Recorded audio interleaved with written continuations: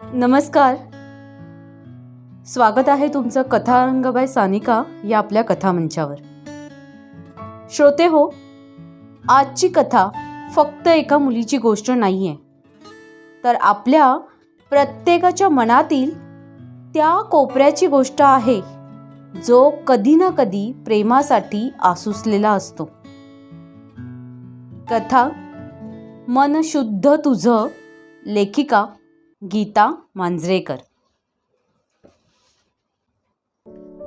Lecture संपवून मी वर्गाबाहेर पडले आणि कॉरिडॉरमधल्या भिंतीवर कुणीतरी लाल खडूने रंगवलेली दीपा ही अक्षरे आणि त्याच्यापुढे बाण घुसवलेल्या हृदयाची बदामाकृती पाहून थोड्याशा रागानेच पुन्हा वर्गात शिरली. थोड्या मोठ्या आवाजातच, ही दीपा कोण आहे आणि हा तिच्यावर फिदा झालेला मजनू कोण? मला स्टाफ रूम मध्ये येऊन भेटा. कॉलेजच्या भिंती ही काय प्रेमपत्र लिहायची जागा वाटली की काय या दोघांना? असं विचारून मी वर्गाबाहेर पडले. तेव्हा वर्गात हास्याची खसखस पिकलेली मला ऐकू आली. कशाला उगाच मी या पोरांच्या भानगडीत पडतेय असं माझ्या मनात येऊन गेलं आणि या अलीकडच्या मुलांना काही गंभीर सांगायची सोयच राहिली नाही. असं मनात पुटपुटत मी स्टाफ रूम मध्ये आले. कुणी भेटायला येईल अशी फारशी आशा माझ्या मनात नव्हती, पण रिसेस संपता संपता एक फुगुटलेली पण मोठ्या डोळ्यांची, कुरळ्या केसांची मुलगी स्टाफ रूमचा झुलता दरवाजा उघडून दबकतच आत शिरली. खाल मानेनच माझ्यासमोर येऊन ती उभी राहिली. मॅडम, मी दीपा SYच्या वर्गात आहे. दीपलक्ष्मी जाधव, तुम्ही भेटायला बोलावलंय? मी त्या बावळ्यात दिसणाऱ्या, चेहऱ्यावर कसलंच तेज नसणाऱ्या मुलीकडे थोडा वेळ पाहतच राहिले.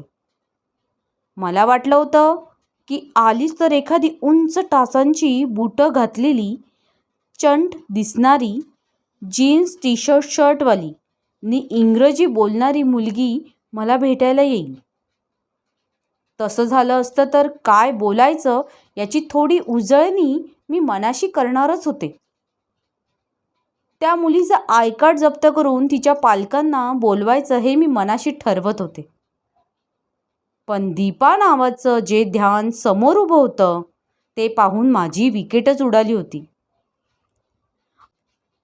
आधी मनात ठरवलेले सगळे कठोर शब्द पुन्हा मेंदूत ढकलले आणि आता काय करायचं असा विचार करू लागले. दीपा नावाच्या या मुलीला काही शिक्षा करावी, तिच्या चुकीबद्दल तिला जाब विचारावा असा विचारच माझ्या मनाला शिवेना. साधारण मुलं एखादी चूक पकडली गेली की असे काही डावपेच खेळतात, गयावया करतात की नवखा प्राध्यापक त्या देखाव्याला बळी पडून त्यांना सोडूनच देतो. मी चांगली 20 वर्षे प्राध्यापकी केलेली, मुरलेली प्राध्यापक होते. त्यामुळे त्या नाटकी विद्यार्थ्यांना कसं मार्गावर आणायचं यात मी तरबेज होते. पण ही समोरची मुलगी इतकी निष्पाप दिसत होती की ती काही बनवाबनवी नाटक करेल हे शक्यच नव्हतं. तरी मी सवयीनेच थोड्या उंच आवाजात तिला विचारलं, का ग, तुझं नाव असं भिंतीवर लिहिलं जातंय, याची काही शरम नाही वाटत तुला? कोणी लिहिलंय ते भिंतीवर? मॅडम, ती फुगुटलेली मुलगी पापण्या झुकवूनच बोलू लागली. मॅडम, तो आमच्या वर्गातला मनीष सुर्वे म्हणून एक मुलगा आहे ना, लंबू चष्मा लावणारा, त्याने लिहिलंय माझं नाव भिंतीवर. तू पाहिलंस का त्याला लिहिताना? नाही मॅडम, पण तो माझा रोज पाठलाग करतो. काय पाठलाग? मी किंचाळले. हो मॅडम, तो रोज माझ्या मागे मागे येतो, कॉलेजपासून घरापर्यंत. मला खूप भीती वाटते मॅडम त्याची. हे बघा, माझे हात पण थरथरायला लागले त्याच्या भीतीने. ती मुलगी पांढरी फट्टक पडली होती आणि तिने माझ्यासमोर धरलेला तिचा हात खरोखरच थरथरत होता. मी तिला खुर्चीत बसवलं, पाणी दिलं आणि शांत झाल्यावर तिला तिचा पत्ता विचारून घेतला. हे बघ, तू काही घाबरू नकोस. कोण हा मनीष सुर्वे आहे ते मी पाहते. तू निर्धास्त राहा, काही काळजी करायची नाही, कळलं ना? जा, आता वर्गात जा. ती मुलगी वर्गात गेली आणि मी मनीष सुर्वे SYBA या विद्यार्थ्याने मला येऊन भेटावे अशी नोटीसच वर्गात पाठवली. पण या 2 दिवसापर्यंत कोणीच आलं नाही. तिसऱ्या दिवशी मी घरी जायला निघत असताना एक मुलगा माझ्याच दिशेने आला. उंच, चष्मा लावलेला, चौकटीचा शर्ट घातलेला. या मुलाचा चेहरा मला परिचयाचा होता. तो वर्गात अनियमित असे, पण हजर असे तेव्हा त्याच्या चेहऱ्यावरून मी शिकवते ते त्याला कळतंय हे मला जाणवे. मी त्याच्याकडे पाहत असताना तो म्हणाला, सॉरी मॅडम, तुमची नोटीस वर्गात आली त्या दिवशी मी गैरहजर होतो. आज मला कळले की तुम्ही मला भेटायला बोलवले. मी मनीष सुर्वे, जॉब करतो. पण मॅडम, मी प्रोजेक्ट दिलाय तुम्हाला. मी काही विचारायच्या आतच त्या मुलाने आपली बाजू मांडायला सुरुवात केली होती. त्याच्या डोळ्यात भीती स्पष्ट दिसत होती. आता मी भुचकळ्यात पडले होते. हा मनीष सुर्वे एखाद्या मुलीची छेड काढेल असा रोड रोमिओ वाटत नव्हता. कोपऱ्यावर उभ्या राहणाऱ्या पंटर मंडळींपैकी तो नव्हता. उलट हा मुलगा मला परिस्थितीने गांजलेला दिसत होता. अभ्यास करून पदवी पदरात पाडून घेण्याची त्याची इच्छा मला त्याच्या विनयशील बोलण्यातून जाणवत होती. हा मुलगा सज्जन आहे हे मला मनोमन उमगलं आणि मग पण कधी कधी दिसतं तसं नसतं असं मनात म्हणून मी त्याला जरबेच्या आवाजातच फैलावर घेतलं. काय रे, पोरींचा पाठलाग करतोस? त्यांची नावं भिंतीवर लिहून ठेवतोस? लाज नाही वाटत असं वागायला? बघू तुझं आय कार्ड, कुठे राहतोस? त्याने घाबरतच त्याचे आय कार्ड पुढे केले होते. त्याचा पत्ता राम मंदिर रोड असा होता. मला आठवलं, दीप लक्ष्मी तिथेच राहत होती. मी आय कार्ड पाहत असताना तो मुलगा बोलू लागला, मॅडम, तुम्ही काय म्हणताय? मला काहीच कळत नाही. कोण मुलगी? आणि मी कधी पाठलाग केला कोणाचा? मॅडम, खरं सांगतो, मी त्यातला नाही आहे. वडील नाहीत मला म्हणून जॉब करतोय. घरची जबाबदारी आहे माझ्यावर. बघता बघता त्या मुलाचा चेहरा झाकळून गेला होता. मग मात्र मीही गोंधळले. भिंतीवरचे दीपाचे नाव त्याने लिहिले होते का? ते मी मनीषला विचारले तर ही दीपा कोण तेही त्याला माहिती नव्हते. ही काय भुताटकी? आता मात्र मला अचानक मी CIDच झाल्यासारखी वाटायला लागलं. दुसऱ्या दिवशी पुन्हा दीपाला भेटून काय तो सोक्षमोक्ष लावणं भागच होतं. रोल कॉलमध्ये मनीष सुर्वे नावाची 2 मुले तर नाहीत ना याची एकदा खात्री करून घेतली आणि दीपा प्रकरणातल्या त्या गुढाचा विचार करतच मी घरी गेले. दीपा खोटं बोलत असेल की हा मनीष सुर्वेच मला बनवतो, काही थांग लागेना. घरी गेल्यावर मग मी ह्यांनाच शेरलॉक होम्समधल्या डॉक्टर वॅटसन केलं. म्हटलं, बघा, अशी अशी केस आहे, कशी सोडवायची? माझी थोरली मुलगी नीताही माझं बोलणं ऐकत होती. ती मानसशास्त्राची पदवीधर. ती म्हणाली, आई, अगं हे त्या मुलीचं डे ड्रीमिंग असणार बघ. ही विकृतीच आहे. ती मुलगी स्वतःच्याच कल्पना विश्वात वावरतीये. रिॲलिटी फेस करायची ताकद नसणार तिच्यात. एवढ्यात आमचे डॉक्टर वॅटसनही म्हणाले, अगं आजकाल ही मुलं हिंदी पिक्चर बघतात आणि आपलं स्वप्नरंजन सुरू करतात. कोणी सांगावं? ही दीपा स्वतःला देवदासमधील पारोच समजत असेल आणि कोणीतरी आपल्या मागे लागलंय, प्रेम करतोय असं स्वतःचं स्वप्नरंजन करत असेल. आता मला दीपा प्रकरण थोडंसं कळायला लागलं होतं. मग दुसऱ्या दिवशी पुन्हा तिला बोलावून घेतलं. शेजारच्याच एका रिकाम्या वर्गात मी तिच्याशी बोलायचं ठरवलं. मी तिला म्हटलं, हे बघ दीपा, मी त्या मनीष सुर्वेला भेटले. आता तो तुला अजिबात त्रास देणार नाही. त्याने माफीच मागितली माझ्यासमोर आणि पुन्हा तुझा पाठलाग करणार नाही असं कबूल केलंय. पण मॅडम, आज ना तो माझ्या समोरच्याच बसस्टॉपवर उभा होता. सारखं टक लावून बघत होता माझ्याकडे. मला खूप भीती वाटली. हे बघ दीपा, तुला मैत्रिणी असतीलच ना बरोबर जाणाऱ्या. तू त्यांच्याबरोबर येत जा रोज आणि लक्ष देऊ नको त्या मनीषकडे. तो केससुद्धा वाकडा करू शकणार नाही तुझा, कळलं का? आणि अगं, तसा त्रास द्यायचा प्रयत्न केला ना त्याने तर सरळ पोलिसातच जाईन मी त्याला घेऊन, कळलं? तू घाबरू नकोस काय. ठीक आहे मॅडम, दीपा झुकलेल्या पापण्या वर करून म्हणाली.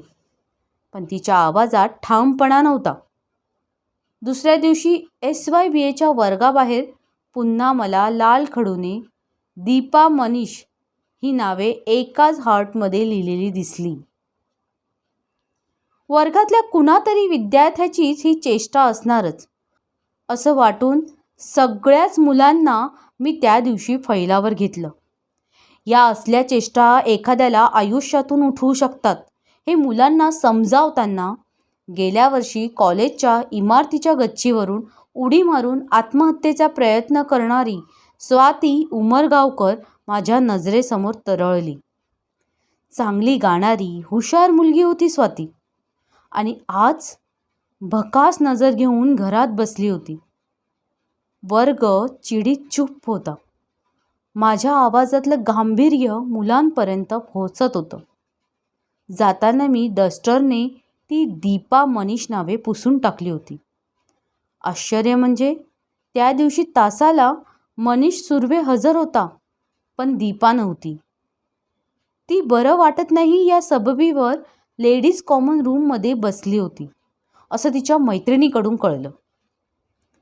मनीष सुर्वेला एका बाजूला घेऊन दीपाच्या मनाचे खेळ त्याला समजावून सांगितले.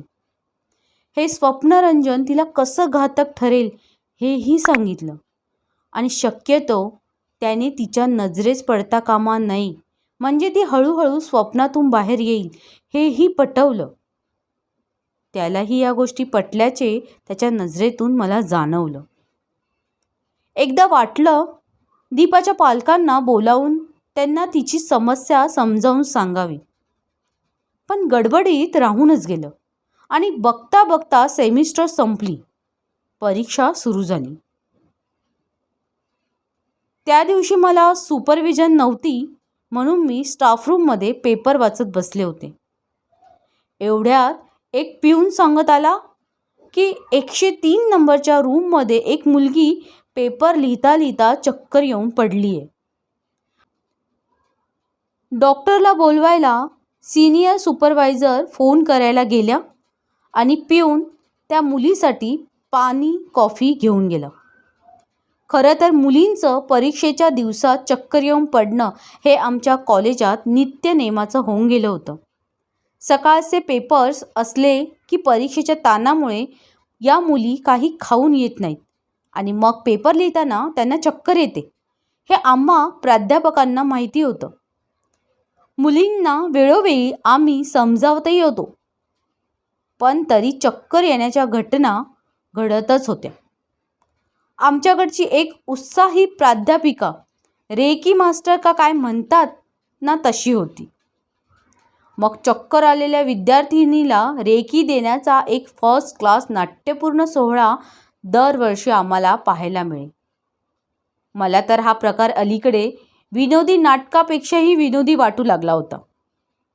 पण आमच्याकडे रेकी, फेंगशुई असे फॉरेन जर्मन्स अधूनमधून येतच असत आणि सगळे प्राध्यापक डोके गहाण ठेवून त्या नव्या गोष्टींच्या आहारी जात असत. मला या गोष्टींचं नेहमीच आश्चर्य वाटते.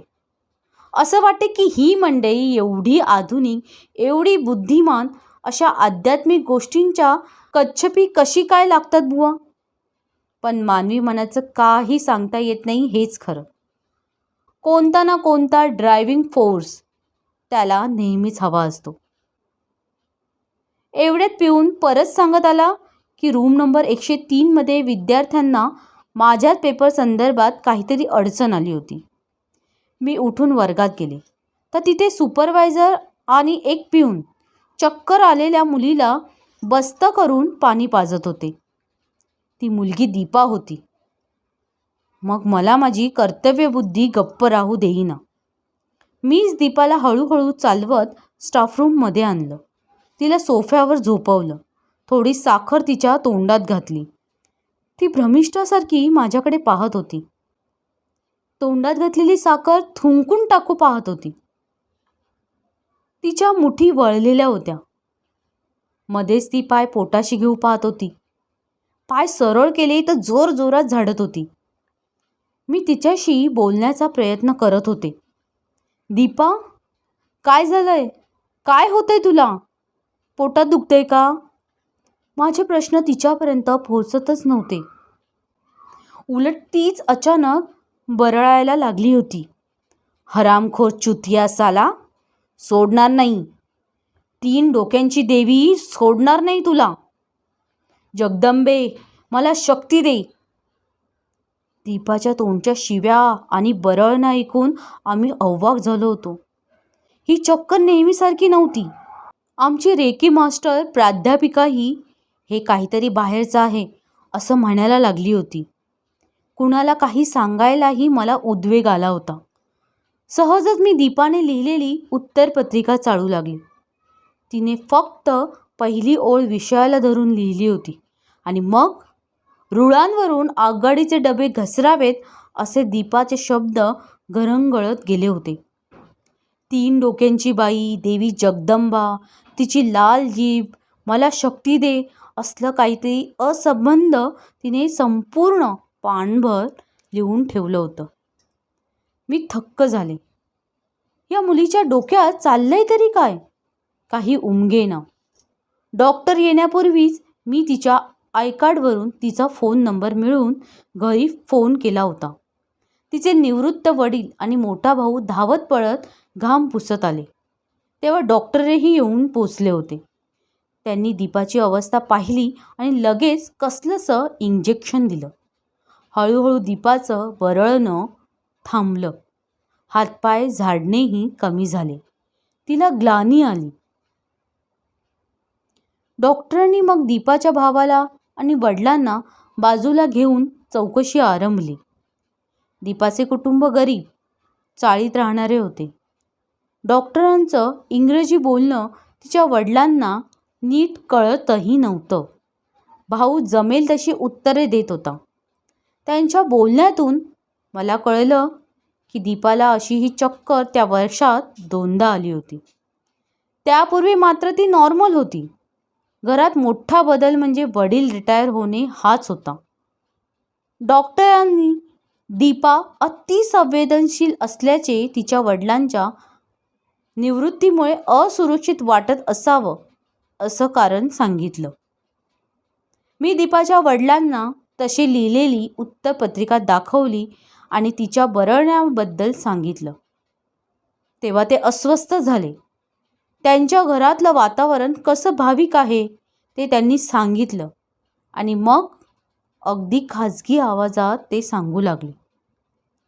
आम्ही राहतो त्या चाळीत शेजारचा एक मुलगा, या माझ्या मुलाच्याच वयाचा, नेहमी घरी यायचा.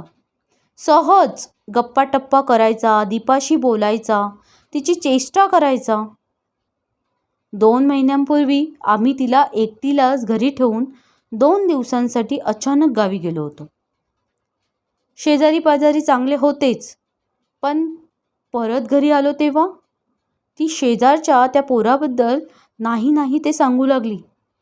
म्हणे त्याने घरात शिरून तिला मिठीत घेतलं. एवढ्यात दीपाचा भाऊ मध्येच म्हणाला, पण माझा मित्र असं काही करणं शक्यच नव्हतं. माझ्या पूर्ण विश्वासातला होता तो. ही काहीतरीच बोलायला लागली त्याच्याबद्दल. तेव्हा मी स्पष्टच त्याला विचारलं. त्याने अगदी देवावर हात ठेवून सांगितलं की हे अगदी खोटं बोलतेय दीपा. मग मीच त्याची माफी मागितली आणि त्याला त्याच्या काकांकडे जाऊन राहायची विनंती केली. मग ही हळूहळू नीट वागायला लागली. आता करू तरी काय या पोरीचं? दीपाचे वडील उद्विग्न होऊन म्हणाले, हे बघा, थोडे दिवस तुम्ही तिला गावी पाठवा. अभ्यास, लग्न, नोकरी कशाबद्दलही बोलू नका. अजिबात टेन्शन येता कामा नये तिच्या डोक्यावर. ही औषधे विकत घ्या, मी लिहून देतो. ती नेमाने घेतलीच पाहिजे तिने. जेवणावर पण लक्ष द्या तिच्या आणि रागावू नका कशाही बद्दल. दीपाच्या वडिलांनी मान हलवली आणि आम्ही पुन्हा दीपाला झोपवलं होतं तिथे गेलो. दीपा आता ओळखीचं हसली. तिच्या वडिलांनी आणि भावानं मग तिला घरी नेलं. वर्ष दीड वर्ष असंच निघून गेलं. दीपाला मी जवळजवळ विसरूनच गेले होते. आणि एक दिवस रिसेसमध्ये ही मुलगी पुन्हा एकदा स्टाफ रूमचा झुलता दरवाजा ढकलून आत आली. आता ती अंगाने जरा भरली होती. तिचा फुक्कुटलेला कांतीहीन चेहरा आता उजळला होता. ती आली तेच तोंडभर हसू घेऊन. मला पापण्या झुकवून घाबरतच बोलणारी दीपा आठवली. माझ्या मनातलं हे आश्चर्य चेहऱ्यावरही उमटलं असावं, कारण दीपा पुढे येत म्हणाली, मॅडम, ओळखलं नाहीत का मला? मी दीपा, 2 वर्षापूर्वी तुमच्या वर्गात होते. दीपाच्या बोलण्यात मला आता विश्वास दिसत होता. मी तिला बसायला खुर्ची दिली आणि विचारलं, अगं, तुला ओळखणार नाही असं कसं होईल दीपा? आणि आता काय करतेस तू? मला ना BAची परीक्षा द्यायची आहे. SYची केटी सोडवली आहे. मी आता बाहेरून बसणार परीक्षेला. आणि मॅडम, मी सध्या कापडाची फुलं करून देते. कुणाला रुखवताला, घरात ठेवायला, ऑफिसात ठेवायला लागतात ना, तर मी ऑर्डरप्रमाणे बनवून देते. दीपाने बरोबर आणलेल्या बॅगेकडे माझं आत्ता लक्ष गेलं. ती बॅग उघडण्यासाठी उजव्या हाताची विचित्र हालचाल करत होती.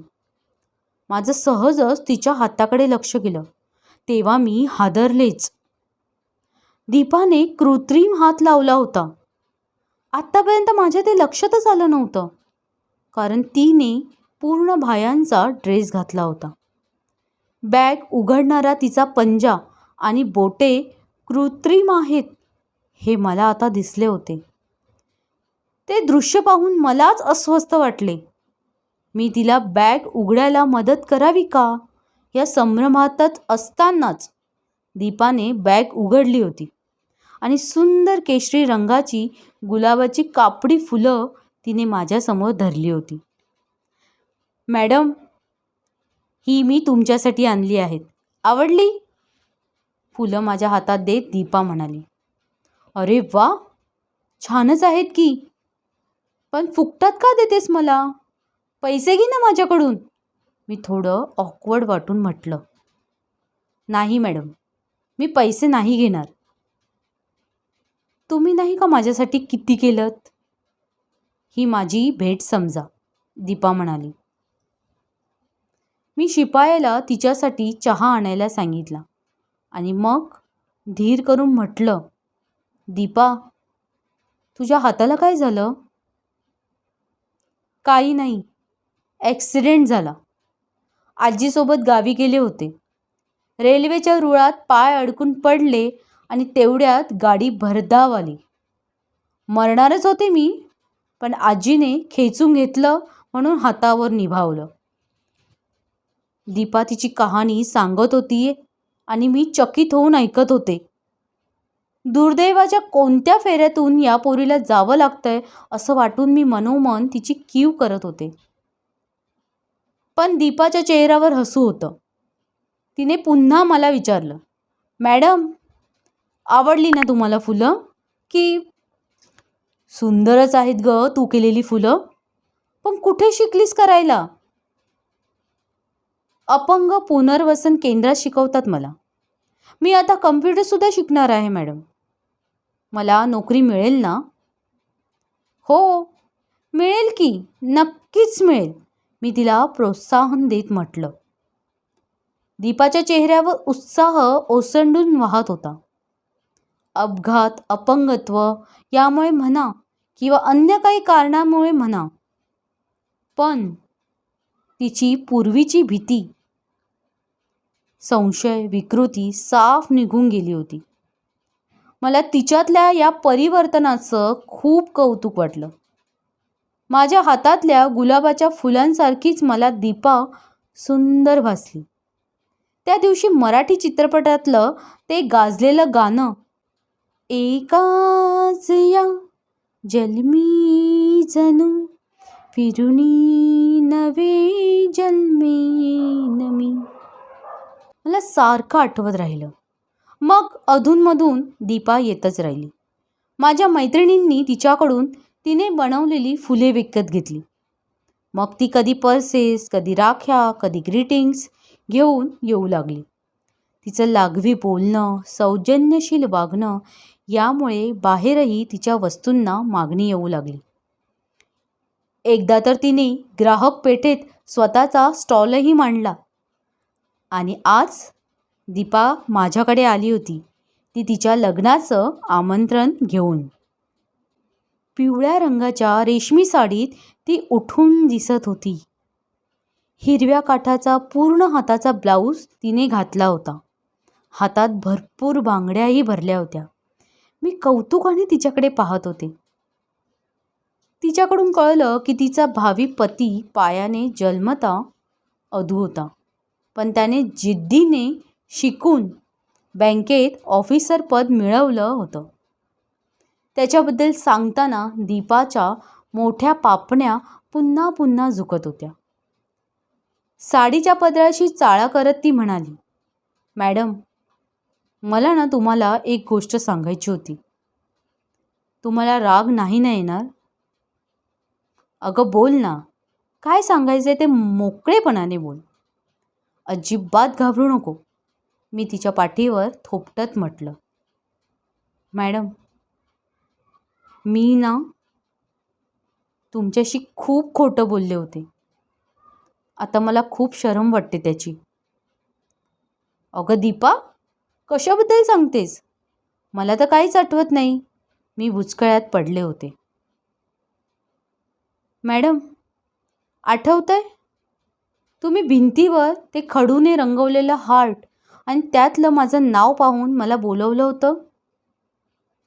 अगं, ती खूप जुनी गोष्ट झाली, झालं गेलं विसरून जायचं आता, मी म्हटले. नाही मॅडम, मला ती गोष्ट नेहमी बोचत आली आहे.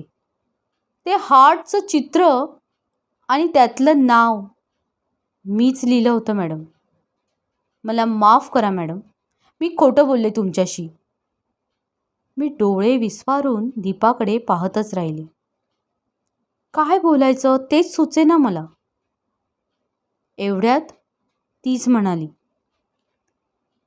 मला ना मॅडम तेव्हा खूप वाटायचं की कोणीतरी आपल्यावर खूप प्रेम करावं, आपला पाठलाग करावा, आपल्यासाठी झुरावं, आपल्याकडे टक लावून पाहावं. मला कळत होतं हे चूक आहे, पण मी स्वतःला आवरूच शकत नव्हते.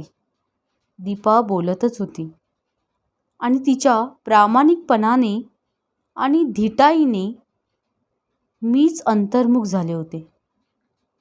आज नेहमीच मानवी मनाच्या विकृतीची चिकित्सा करणाऱ्या माझ्या लेकीला मी त्याच मनाच्या निर्मळतेची ही कहाणी ऐकवणार होते.